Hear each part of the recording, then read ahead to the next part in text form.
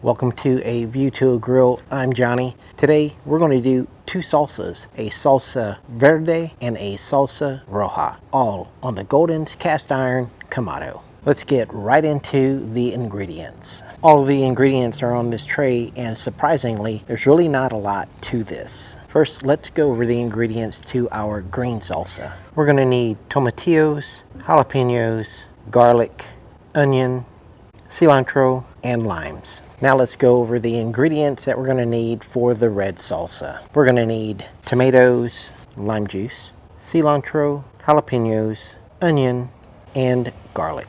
Now that we have all of our ingredients together, we can go ahead and do our vegetable prep. For the tomatillos, all we're going to do is take off that paper that comes on the tomatillo. The garlic, since it's already cut in half, all we're going to do is spray that with a little bit of olive oil. Since our onion is already cut in half, we're just going to leave that as it is. Let's set up our Golden's cast iron Kamado. We're going to set the Golden's cast iron Kamado up for 2-zone cooking. The left side will be our hot zone and the right side will be our cool zone. I'll be using the Golden's cast iron brand of lump charcoal, and I'm going to get a chimney starter and fill that all the way up to the top and light it. When we see our charcoal ashing over, that's our clue to get it into the Golden's cast iron Kamado. I like to move the charcoal around just a little for some even heat distribution. Now I'll get my other grate in, I'll close the lid and let all of that preheat for about 10 minutes.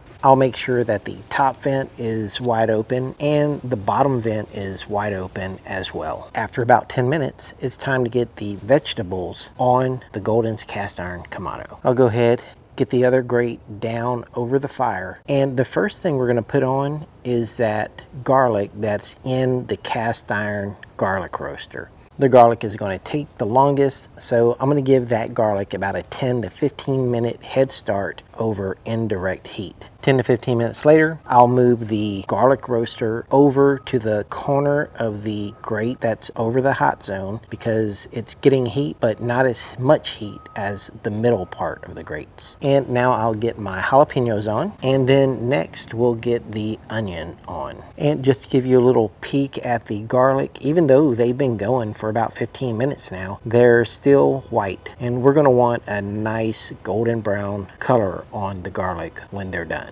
For the jalapenos, all we're doing is getting some color on the jalapenos. As you can see, I keep the jalapenos moving because I want to try to at least get them even color all the way around the jalapeno. Once you get them to a color that you like, move them to the indirect side of the Kamado. Now I'll get my tomatillos on, and notice that the garlic is still where it is and the onion is still where it is. And we're going to give the tomatillos the same business. We're going to make sure that we keep them moving so that they don't get too dark in any one area, and we're going to roast these until we get them to a color that we like.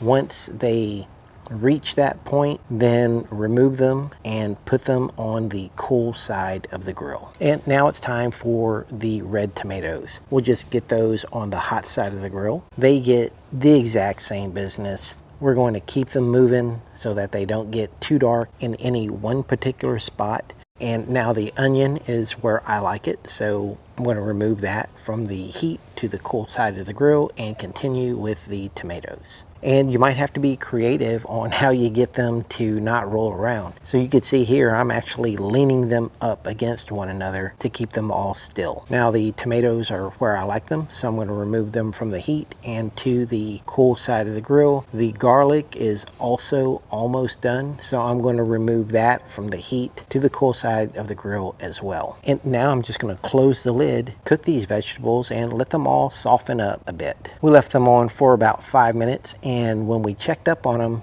they looked like this. The color and the softness of the vegetables told me it was time to take these off. Now I put everything on a sheet tray, but notice the garlic is not on this tray. The garlic is actually still on the Golden's cast iron Kamado. First, I'm going to go ahead and remove the seeds from the jalapenos.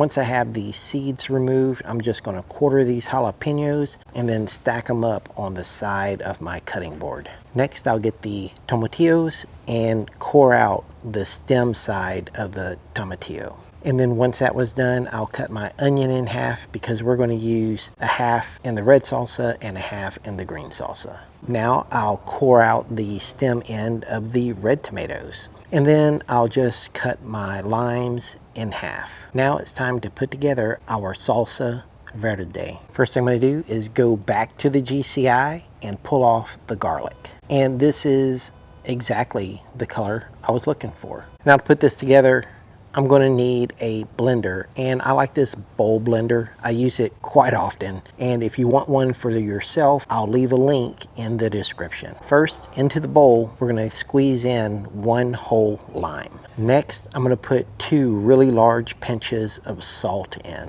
I'll then add 3 stacks of those jalapenos that we cut up earlier. And then I'll cut the onion and add that to the bowl. And then I'll grab a pod of garlic and squeeze that into the blender. Next, I'll get all of those tomatillos and put that right on top. And the last thing we're going to do is get about a quarter of that bunch of cilantro, tear it up, and put it in with all the other ingredients. Now all we have to do is blend that up into a sauce, and that's it.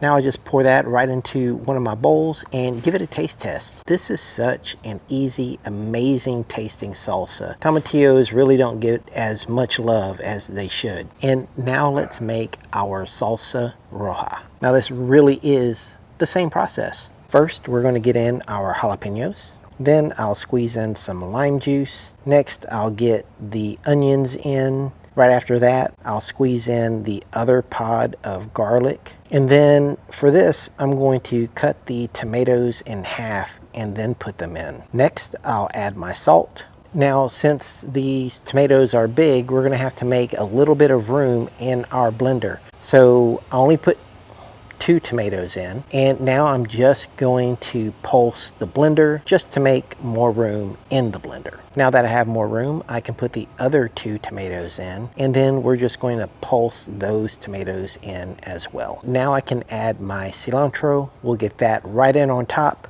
and blend that up until we get to a consistency that we like. If you want your salsa thicker, don't blend it as much. If you like it thinner, then blend it some more. Look at this salsa, so thick it stays right on your chip. Totally delicious. And look at these 2 bowls of salsa. Both of these sauces are totally delicious. I hope you give them a try. Now, if you haven't subscribed to my channel already, go ahead, take a minute, subscribe to the channel. Thank you for watching A View to a Grill. I'll see you guys next time. Take care, y'all.